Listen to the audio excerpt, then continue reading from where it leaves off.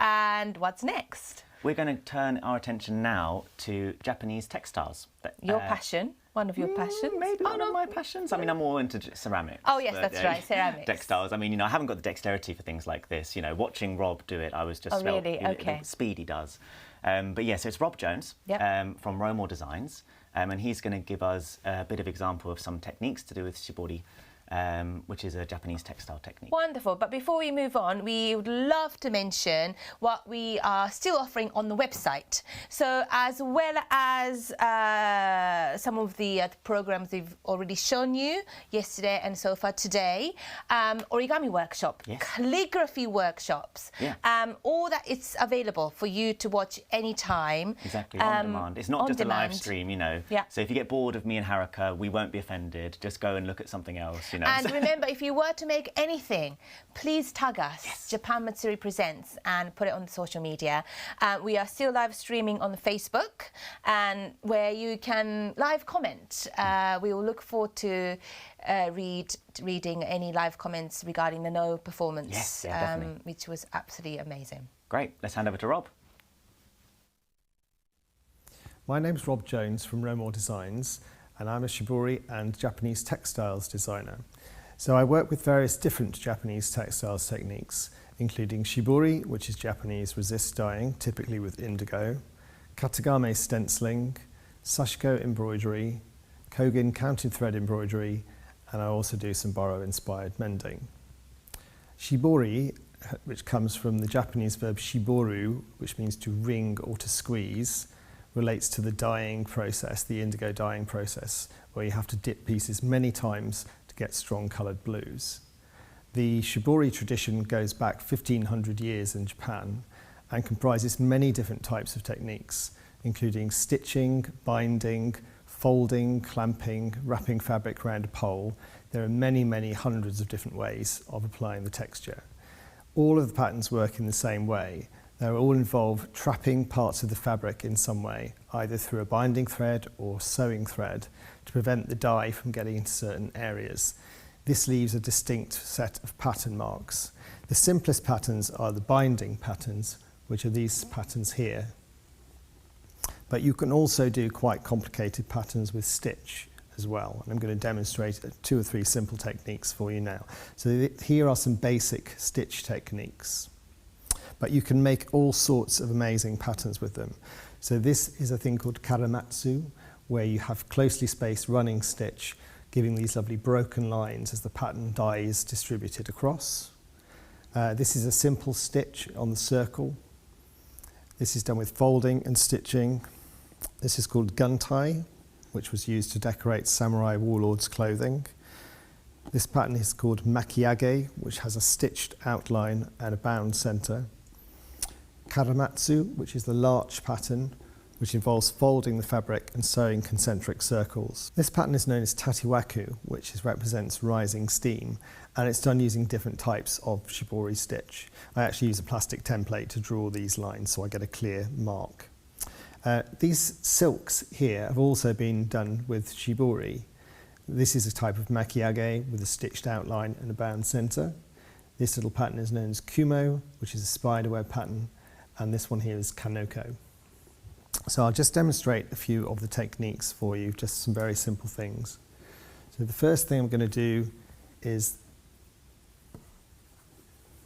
this pattern here, which is a handmade little dot, and it's similar to the ones that are on the silk there. This is known as kanoko. And all you do is you just pinch up a little piece of the fabric.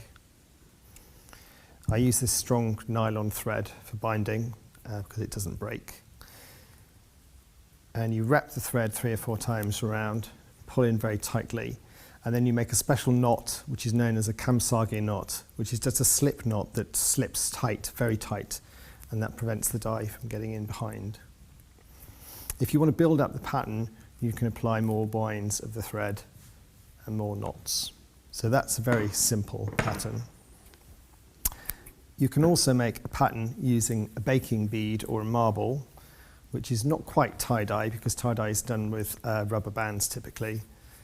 Put the bead behind, you do a nice twist, and then we use the thread again go behind the bead, wrapping 3 or 4 times, and then you can do your knots on the top. So I've done literally thousands of these, so I can do this very quickly. The silk, by the way, this is a beautiful piece from an old kimono. Every single one of these dots has been done by hand. The Japanese craftsperson would use a special stand for this, so it's a little bit easier than what I was doing by hand, but very, very precise to make the patterns. So there are 3 types of Japanese shibori stitches. There's nui, which means a running stitch, ori nui, which is a running stitch through the fold, which is the second one, and maki nui, which is a twist stitch. So I'll just show you how to do a simple running stitch.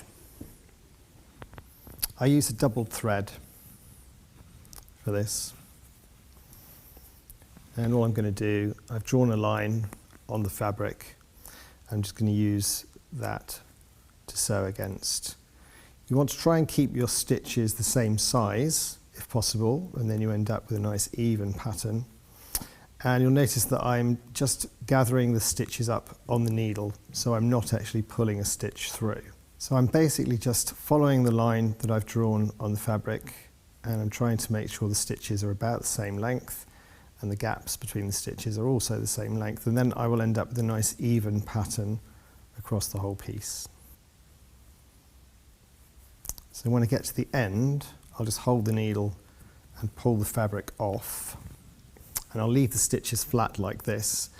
If I'm going to do more stitching on this piece, I will do all of the stitching. I'd leave all the stitches flat like this. When I'm ready to pull the stitches up, I will gather the stitches up by just pulling tightly so that they're compressed. I can cut off my needle, and then this is why I've used a double thread. So I will split my thread, and I will do a surgeon's knot, which is a knot that slides basically.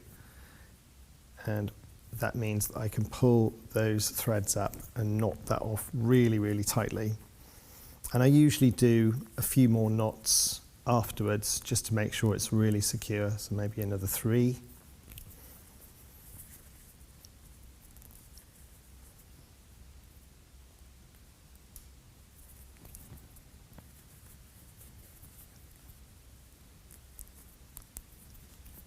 I always trim the ends so I've got a short thread. So if I'm doing a lot of sewing in one go, I know which ones I've actually pulled up and which ones I haven't. What happens when you dye this piece is the dye cannot get behind the stitches.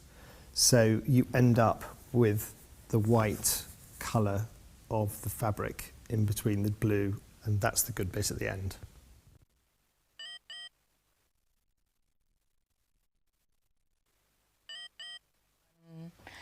Thank you, Rob, for a wonderful little demonstration workshop.